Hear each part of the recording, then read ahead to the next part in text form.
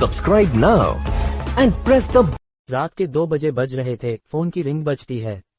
26 साल का आनंद नींद से जाग बड़ा खुश होकर फोन को रिसीव करता है। खुश इसलिए होता है क्योंकि उसकी नई नई गर्लफ्रेंड बिना टाइम देखे कभी भी उसको फोन कर देती है। फोन की दूसरी तरफ से आवाज आती है, जन्मदिन मुबारक हो बेटा।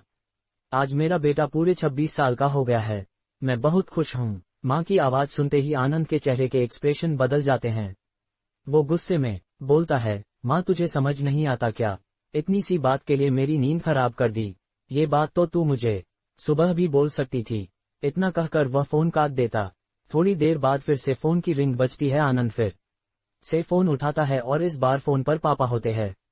आनंद इस बार आराम से बात करता है। थैंक यू पापा, आपने मुझे बर्थडे विश करने के लिए फोन किया, वो भी इतनी रात को। पापा कहते हैं, नहीं बेटा, मैंने तुम्हें मुबारकबाद देने के लिए नहीं बल्कि ये बताने के लिए फोन किया है कि तुम्हारी माँ बिल्कुल पागल है। वो इतनी पागल है कि पिछले 1 महीने से मुझे हर दिन तेरा बर्थडे याद दिलाते आ रही है।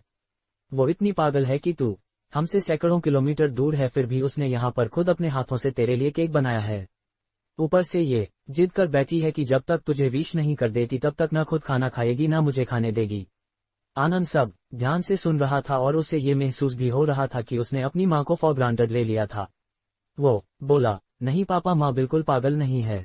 पापा कहते हैं, नहीं बेटा, तू अपनी माँ के पागलपन को नहीं जानता। मैं जानता हूँ। वह तो 26 साल पहले ही पागल हो गई थी जब डॉक्टर ने उसे कहा था या तो हम बच्चे को बचा सकते हैं या आपको।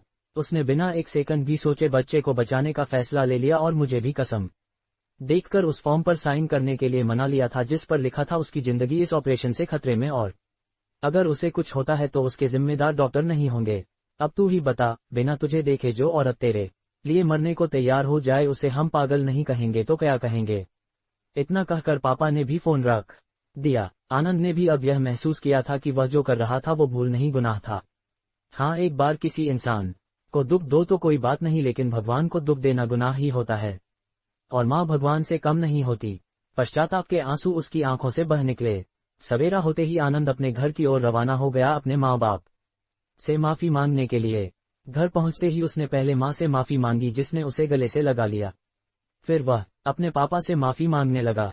पापा ने कहा, कोई बात नहीं बेटा, जा तू वापस चला जा।